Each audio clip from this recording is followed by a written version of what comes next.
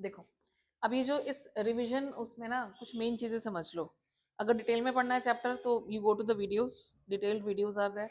ये रिवीजन करा रही हूँ, इसमें एक ओवरऑल कॉन्सेप्ट समझ कर आना चाहिए तुम्हें। क्या है वो? 4 क्वेश्चंस इसी इतने से टॉपिक में कवर हो जाएंगे तुम्हारे। 4 क्वेश्चंस, क्योंकि कई बार कंटेंट प्रिपेयर करके जाओगे, अगर क्वेश्चन को नहीं समझ पा रहे तो भी प्रॉब्लम है। ठीक है। नंबर 1, एक क्वेश्चन आता है आपका लिबरलिज्म पे, बहुत बार फ्रिक्वेंटली पूछते हैं, and you must have this understanding कि लिबरलिज्म क्या है। नंबर 1, लिबरलिज्म में 3 एस्पेक्ट्स आएंगे, सोशल, पॉलिटिकल और इकोनॉमिकल। एक क्वेश्चन आता है नेपोलियनिक कोड क्या था 1804 का, उसमें क्या क्या हुआ। या फिर फ्रांस ने कैसे कलेक्टिव आइडेंटिटी बनाई, फ्रेंच कलेक्टिव आइडेंटिटी कैसे बनी, वो कि भाई फ्रांस ने ऐसा क्या किया कि उसने अपने नेशन को एक सिंगल, एक वन नेशन बना दिया, ऐसा क्या था। अगर ये, और एक क्वेश्चन आता है पीपल्स रिएक्शन, जो फ्रांस के लोग थे उनका क्या रिएक्शन था नेपोलियन के बारे में, वो क्या सोचते थे कि भाई ये जो नेपोलियन है ये जो काम कर रहा है सही है या नहीं है, जो इसका नेपोलियनिक कोड था उसका रिएक्शन क्या था। तो ये 4 क्वेश्चंस आपके कवर हो जाएंगे एक बेसिक कॉमन अंडरस्टैंडिंग में। क्या है वो, अब ये समझो। सबसे पहले तो you should have little idea about French revolution. I am sure you must have that little concept in your mind. अगर नहीं है तो ध्यान से सुनो। लिबरलिज्म क्या है ये समझ लो पहले। लिबरलिज्म का मतलब है फ्रीडम, आपको फ्री किया जाता है। फ्रांस की सोसाइटी कैसी थी, और सिर्फ फ्रांस की नहीं पूरे वर्ल्ड में ऐसे ही था। मोनार्की थी, है ना, मोनार्की में राजा के पास सारी पावर थी, वही एग्जीक्यूटिव था, वही लॉज बना रहा था, वही जुडिशरी में भी था, सब था। ये पता है आपको? क्या फ्रांस ने इस सिस्टम को खत्म किया फ्रेंच रेवोल्यूशन के बाद? यस और नो? है ना? तो उसे कहते हैं लिबरलिज्म। ये है पॉलिटिकल लिबरलिज्म, कि लोग फ्री हो गए उस सिस्टम से, उस मोनार्की से, राजाशाही खत्म, उसको दी एंड कर दिया। तो लिबरलिज्म क्या आया पॉलिटिकल फील्ड में? वो जो फ्रेंच रेवोल्यूशन के बाद आया। क्या करा था उन्होंने? लोगों ने अपना कॉन्स्टिट्यूशन बनाया, कॉन्स्टिट्यूशनल मोनार्की आ गई थी। क्या कहते हैं इसको? Constitutional, constitutional monarchy. मतलब कि कॉन्स्टिट्यूशन कौन लिख रहा है, लॉज कौन बना रहा है, लोग बना रहे हैं। अब राजा तो सिर्फ उसको फॉलो करवा रहा है, वो सिर्फ एग्जीक्यूटिव रह गया, लाइक दैट। और बाद में तो वो भी नहीं रहा था, पता है ना। बाद में पावर किसके पास आ गई थी? नेपोलियन। नेपोलियन कौन था? फ्रांस का आर्मी जनरल। जैसे 9th में पढ़ा था ना, परवेज मुशर्रफ ने सारी पावर ले ली थी। तो बहुत सारी ऐसी कंट्रीज है जहाँ पे पावर किसके पास आ जाती है? आर्मी जनरल के पास। तो दिस हैपेंड। तो ये अपने तरीके से चला रहा था। इसको कहते हैं पॉलिटिकल लिबरलिज्म। तो जो जितने भी आपके पॉइंट्स हैं ना दिमाग में फ्रांस से रिलेटेड, वो बता दो कि भाई मोनार्की खत्म कर दी। और वहीं से ही पूरे वर्ल्ड को एक आइडिया मिला कि भाई हमें भी अपने राजा को हटा के खुद से अपनी कौन सी डेमोक्रेसी लानी है? रिप्रेजेंटेटिव डेमोक्रेसी, की अपने रिप्रेजेंटेटिव खड़े करो, हम चुनेंगे, और नहीं पसंद आए तो 5 साल में, 6 साल में खत्म। कहीं पे 5 साल होता है, कहीं 6 साल होता है, इन्हें हटाओ फिर दूसरे लेके आओ। सो ये वाला सिस्टम जो है ये पॉलिटिकल लिबरलिज्म कहलाता है। ठीक है। अब आते हैं सोशल लिबरलिज्म पे। सोसाइटी में किस चीज की जरूरत होती है हमें? लिबर्टी की। पहले के टाइम में क्या था, ये देखो टॉपिक, फ्यूडल सिस्टम था।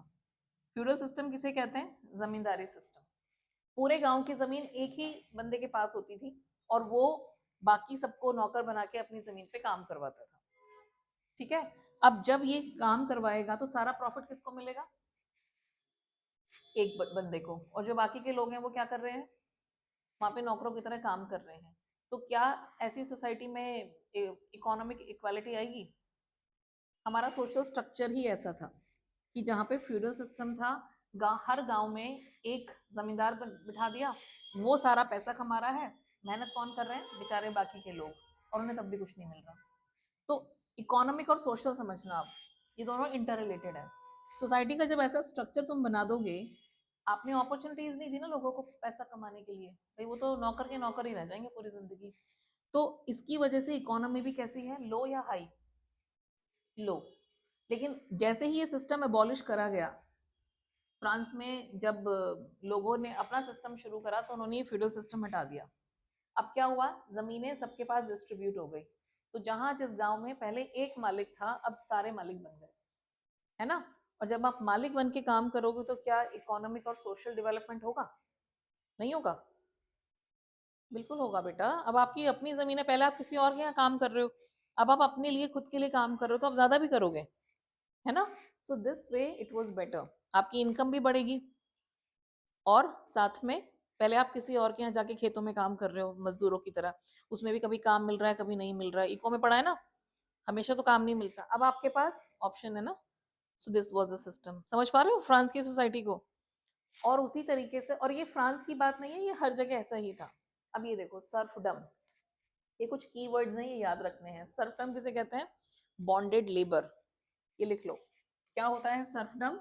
बॉन्डेड लेबर, कि आपको अगर एक बार एक कॉन्ट्रैक्ट साइन करवा लिया कि अब आपको 10 साल 15 साल 20 साल पूरी जिंदगी भी कई बार भाई मेरे यही नौकर बन के काम करना पड़ेगा, तो ये चीजें फ्रांस ने अबॉलिश करवाई कि ना तो फ्यूडल सिस्टम रहेगा ना ही सर्फडम रहेगा, इसे अबॉलिश कर दिया। पहले सिर्फ राइट टू प्रॉपर्टी किसके पास होता था? फर्स्ट और सेकेंड एस्टेट के पास, याद है। अब किसको मिल गया राइट टू प्रॉपर्टी वाला राइट? सबको। Now people can have property, people can have their own land, है ना, अपने फार्म्स बना सकते हैं, अपना घर ले सकते हैं। तो ये जो सोशल इंप्रूवमेंट है ये सोशल लिबरलिज्म है।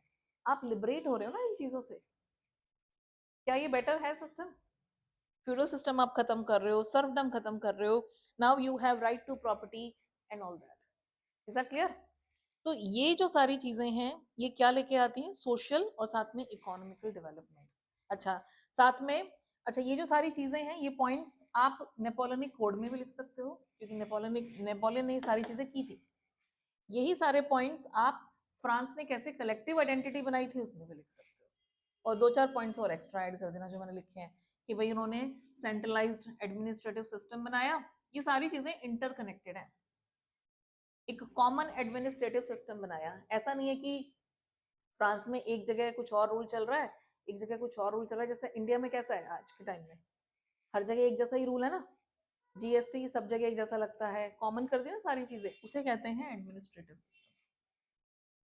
Getting the point? भाई सारे लॉज, ऐसा नहीं है कि तुम गुजरात में जाओगे तो वहां पे आपको राइट साइड पे ड्राइविंग करनी है, या महाराष्ट्र में जाओगे तो फिर लेफ्ट साइड पे करनी है, कॉमन रूल्स है ना सब जगह। तो this is called centralised administrative system. पहले नहीं होता था इंडिया में भी ऐसा। पहले मराठा जो जहाँ पे थे गुजरात और महाराष्ट्र में, वहाँ पे अलग सिस्टम था, उनके लॉज अलग थे, करेंसी अलग थी, है ना। राजस्थान में जाओगे तो वहाँ पे राजपूत होते थे, उनका अलग सिस्टम था। साउथ में टीपू सुल्तान और ये तो बिल्कुल ही अलग उससे चल रहे थे, है ना। बट ऐसे ही वहाँ पे था फ्रांस में। तो फ्रांस ने क्या करा, कलेक्टिव आइडेंटिटी कैसे बनाई? Common language, administrative system common, फिर uniform system of weights and measures. Weights और मेजर्स को यूनिफॉर्म कर दिया, एक जैसा कर दिया। यूनिफॉर्म का मतलब क्या होता है? एक जैसा, नो चेंज। नेशनल फ्लैग बना दिया, ट्राई कलर फ्लैग था ना फ्रांस का। ला पात्री और सिटियों, जैसे सिटोय, जैसे सिटोय का मतलब क्या होता है? सिटीजन्स। और सिटीजन वो होते हैं जिनके पास राइट्स हैं, है ना। कौन से राइट्स मिले थे उनको? Right to, right to property, बस, राइट टू स्पीच, है ना, और राइट टू इक्वालिटी। सो अब सबके पास इक्वल राइट्स हैं, ये सारी चीजें इन्होंने दी। ये चीजें किसने करी थी? नेपोलियन ने भी करी थी। तो नेपोलियनिक कोड जो आया था 1804 में ही नेपोलियन जो था वो, उसके पास फ्रांस की पावर आई थी। तो इसने ये सारी चीजें यहाँ पे इम्प्लीमेंट करवाई। Is that clear? तो ये चीजें इंटर रिलेटेड है, very smartly you can prepare your answer. और लोगों का रिएक्शन क्या था इन सब चीजों के लिए, अच्छा या बुरा? लोग खुश होंगे या दुखी होंगे? है, खुशी होंगे ना, अच्छी तो बात है। भाई सर्वडम हटा दिया, तुम ट्रांसपोर्ट सिस्टम बेटर कर रहे हो, कम्युनिकेशन सिस्टम बेटर कर रहे हो, करेंसी को तुमने कॉमन कर दिया। अब तुम ये बताओ, तुम दिल्ली में रहते हो, अब यहाँ पे रोहिणी से अगर पीतमपुरा जाके तुम्हें करेंसी एक्सचेंज करनी पड़े तो तुम्हारा बिजनेस चलेगा? या तुम शॉपिंग करने जाओगे वहां पे? या वहाँ के वो भी अलग है वेट्स और मेजर, वहाँ पे 1 किलो सामान का मतलब है 800 ग्राम। तो क्या सही है वो सिस्टम? नहीं ना। अब सब जगह सेम, उससे क्या है कि आप आगे तक बिजनेस कर सकते हो ना, आपके टेरिटरीज एक्सपैंड हो जाते हैं। तो क्या ये इकोनॉमिकल लिबरलिज्म है? तो ये जो सारे पॉइंट्स हैं ये आपके कनेक्टेड हैं लिबरलिज्म से। लोग लिबरेट हो गए, राजा खत्म, राजाशाही, आपने मोनार्की को खत्म कर दिया, आपने लोगों को राइट्स देके सर्फदम और फ्यूडल सिस्टम हटा के सोसाइटी को बेटर बना दिया। लिबरेट कर रहे हो ना आप, सोशली और इकोनॉमिकली भी। और इसी की वजह से मिडिल क्लास एमर्ज हुई थी। जो मिडिल क्लास आई ना, इसके आगे जो पढ़ेंगे ना हम, ये जर्मनी का यूनिफिकेशन क्यों हुआ। जो लोअर क्लास थी ना, उसके पास दिमाग नहीं था। दिमाग किसके पास था? जो ये नई मिडिल क्लास आई, इसके पास पैसा आया, इसने बिजनेस शुरू करा। अब फार्मर्स भी रिच फार्मर्स बन गए ना।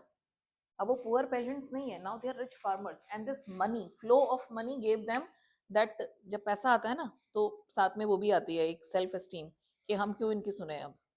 And that's why this emergence of middle class also contributed to revolutions, है ना। ड्यूक मेटरनिक ने क्या कहा था? If France sneezes the whole Europe catches cold.